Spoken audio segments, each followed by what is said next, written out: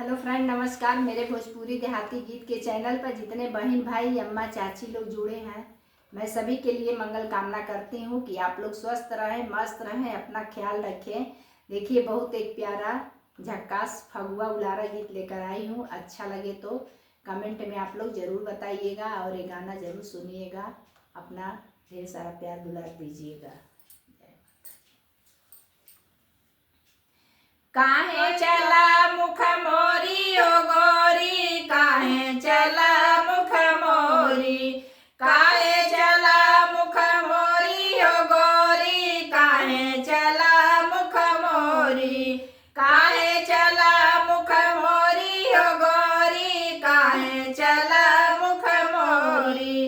करी सिंगार हार गले पहिना, करी सिंगार हार गले पहिना, बुंदा लगा लेलू रोरी हो गोरी, काहे चला मुख मोरी, बुंदा लगा लेलू रोरी हो गोरी, काहे चला मुख मोरी, काहे चला मुख मोरी हो गोरी, काहे चला मुख मोरी, काहे चला मुख मोरी हो गोरी, काहे चला मुख मोरी।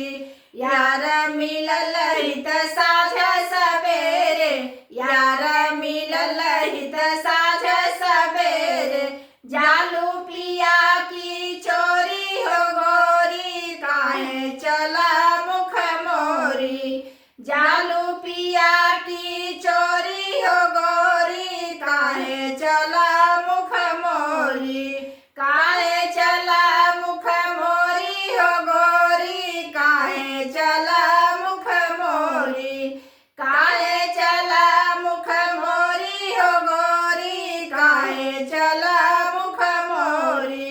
बिगड़ल रहनिया तुहार दिल जनिया, बिगड़ल रहनिया तोहार दिल जनिया, निस दिन घूमा खो